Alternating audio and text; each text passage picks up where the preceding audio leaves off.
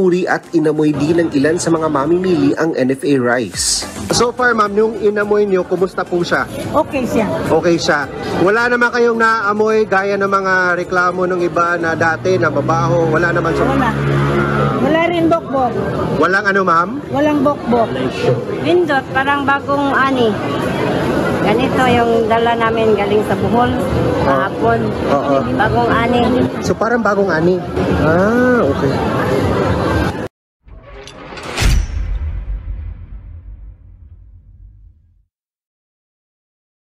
Hey, what's up? Welcome back dito sa ating channel dito sa Bobs TV. Alright, so tayo nagbabalik muli mga kababayan, no? At itong balitang ating pag-uusapan ngayon mga kababayan ay tila sampal po, no? Doon sa mga bumatikos, no? Sa 20 pesos na bigas ng ating Pangulong Bongbong Marcos.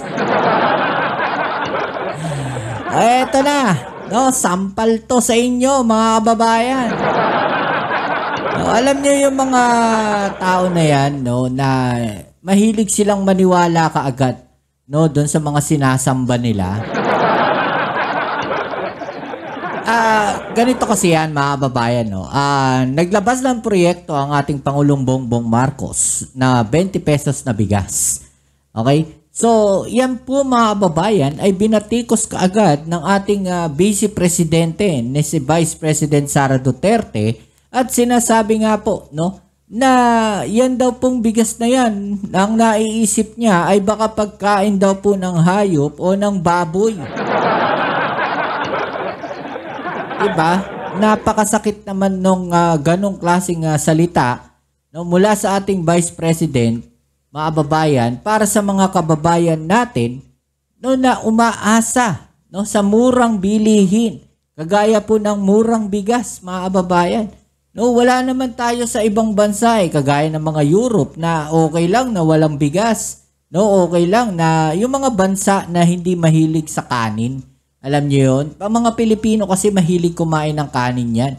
No, kaya yung murang bigas para sa atin ay napakaano na po niyan, no? Napakagaang na po para sa atin yan mga kababayan na makabili tayo, no, ng murang bilihin, lalong-lalo na, no, yung bigas na yan na ginawan po ng paraan ng ating Pangulong Bongbong Marcos. Subalit datapwat mga kababayan, yan po ay binatikos, no? Binatikos ng ating Vice President Sara Duterte at nagbitaw pa ng ganong klaseng salita. Sakit nun mga kababayan. No? Sorry po. Kasi yung mga binibili namin bigas, yung mga mura lang Wala kami pambili ng mga bigas na 60 pesos per kilo. Baka ganun yung kinakain nilang bigas mga kababayan, no? Eto, no? Yung sinasabi ko, sampal sa kanila itong balita na to mga kababayan dahil, no? Lalong-lalo na doon sa mga DDS dyan. Dahil yung bentahan po ng 20 pesos per kilo na bigas sa Cebu ay dinagsa. O ano kayo ngayon? Ano kayo ngayon? Kayong mga nandiyan sa kabilang parlor. Una, isipin ninyo, kung hindi maganda yung bigas dadagsain ba yan? Dudumugin ba yan, ha? Kung yung bigas na sinasabi, no, na panghayo, pangbaboy, no, dudumugin ba yan ng ating mga kababayan sa Cebu kung ganong kapangit? Kaya, ibig sabihin lamang na ang bigas na ibinenta ng ating gobyerno, mga kababayan, no, kung hindi man first class, no, magandang klase at makakain ng tao. Ang hirap kasi sa kabilang parlor, mga kababayan, wala pa yung produkto, no, o proyekto pa lang, no, o gagawin pa lang ng ating gobyerno, binabatikos na nila kasi advance sila mag-isip. Yan ang problema Napaka-advance nila mag-isip. Okay, so ito, no, panoorin natin itong mga balita na to mga kababayan para mas maintindihan nating lahat, No? At ito ay isampal natin dun sa mga DDS. Teka, magbasa muna tayo ng mga komento, mga kababayan. Oh, sabi dito, congratulations to Metro Cebu. 20 pesos record, Book of Guinness World Record for History in Love. In history, love Visayas, we love governor. Siyempre, sa good job PBBM. Yan, no? Mas marami, no? Nagsasabing good job PBBM, good job PBBM. Salamat po. Ito na po ang pinakamagandang balita. Yan, no? Good job PBBM. Diba? Maraming nagpapasalamat sa kanila, 'di ba? Eto ano sabi dito? Imbis na matuwa ang mga ilan, babatikusin pa ang murang bigas. Magpasalamat na lang kayo sa Diyos at may murang bigas para sa mga taong nangangailangan. Ganon! Diba? Ganon dapat tayo mag-isip. Magpasalamat tayo dahil may murang bigas. Baka yung mga DDS na yan, hindi kumakain ng mumurahing bigas. Baka yung mga kinakain nila yung mga 60 pesos, 50 pesos. Diba? Ang galing, wow, galing ng gobyerno. Diba? Alam niya, sampal to, no? Lalo na kay BP Sara, para siyang sinampal ng katotohanan dito. Hindi, ito honestly, no? Kasi, syempre binatikos niya yung bigas, Diba? Binatikos niya yung 20 pesos na bigas, mga kababayan. Diba? Tapos, ito pala, yung uri ng bigas. So, parang, yung sinasabi natin. Diba? O sabihin natin, hindi na kay BP Sara. Sampal na lang to doon sa mga tao, no? Na binatikos. Hindi naniwala sa ating gobyerno. Diba? Ganon dapat, no? Suportahan natin yung ating gobyerno. Hindi yung masyado tayong akala nyo namang may nagawa na ba kayo sa bansa natin? Ha? Eto na, yung balita. Pansamantalang ititigil ng Department of Agriculture ang pagbebenta ng murang bigas sa ilang lugar sa bansa kasunod ng ayuda ban ng COMELEC. Pero ayon kay Cebu Governor Gwendolyn Garcia, itutuloy nila ang pagbebenta ng bigas sa ilalim ng Sugbo Merkado Barato program ng probinsya. Okay, so ipinatigil yan ng COMELEC, mga kababayan, dahil nga po, no, para hindi mabahiran ng politika. Diba? Kasi nga, baka naman yung iba gamitin yan sa politika. Diba? So, maganda pa rin, no, na nag-iingat ang ating gobyerno. Diba? Kasi baka mamaya, pati yung nasa kabilang parlor, gamitin yan para sa politika.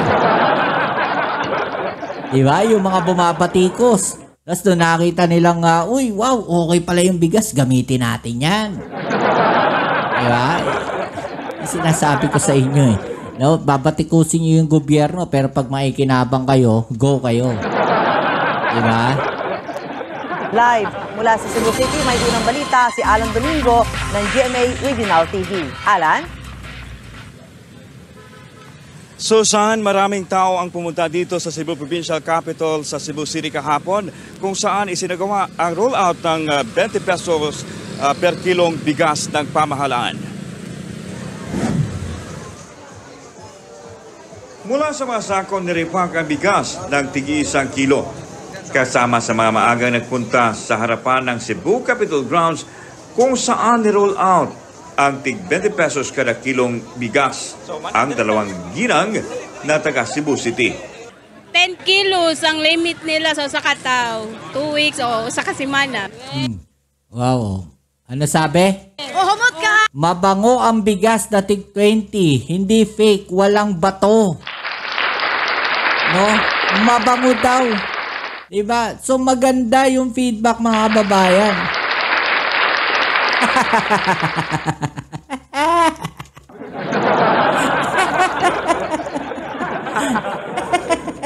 Natatawa ako, sampal to sa kanila.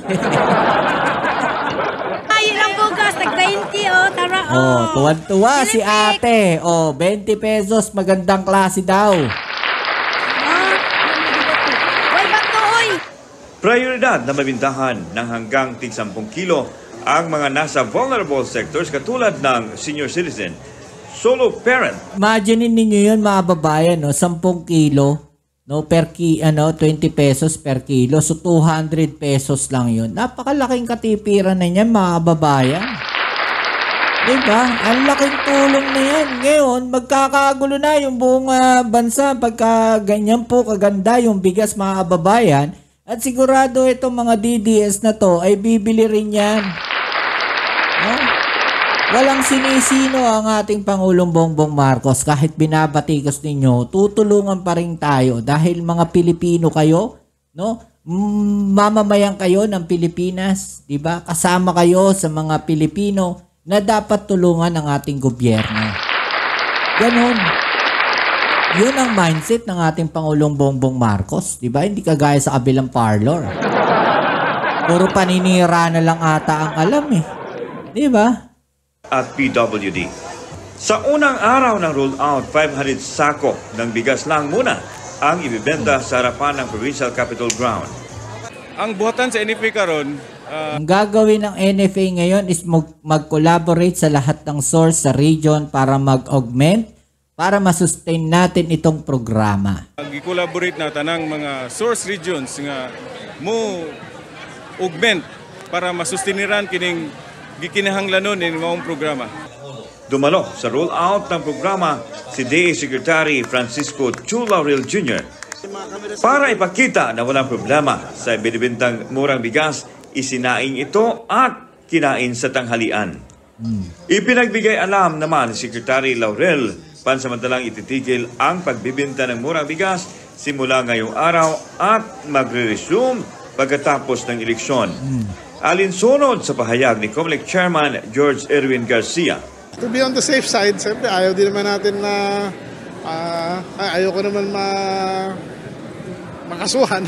Iginit ni Governor Garcia na hindi ayuda ang nasabing programa dahil ibinibinta ang bigas sa murang halaga. Tama naman, no? Hindi siya ayuda. Yung ayuda kasi libre, binibigay. Mga kababayan, against din ako sa sobrang ayuda, no, na ibinibigay ng ating mga nasa gobyerno. Diba? Against din ako dyan. Kasi parang natuturuan nating maging tamad yung ating mga kababayan pag ganyan. Kasi aasa na lang sila sa ayuda. At the same time, no, hindi lahat, no? Hindi lahat ay para bigyan natin ng ayuda dahil meron po diyaang mga may kaya naman. 'Di ba? Nagkataon lang na may kilala sila sa naglilista. May kasama kakilala sa naglilista ng ayuda. Sana all may kakilala sa ayuda. Konting walis-walis lang, ayuda na. Kaya tuloy ang bintahan ng bigas sa ilalim ng Sugbo Merkado Barato program ng probinsya. I got it from the chairman himself na for the province of Cebu, pwede naman this program can go on. At least for the province of Cebu sa Sugbo Merkadong Barato, we can go on with an ongoing program. Nagbenta din ng tag 20 pesos kada kilo ng bigas sa bayan ng Cordova, Cebu. Tag 5 kilo limit bawat mamimili. 100 kasama pesos ang senior yun. citizen kahapon dahil ang murang bigas ibininta lang sa mga rehistradong solo parent at persons with disabilities.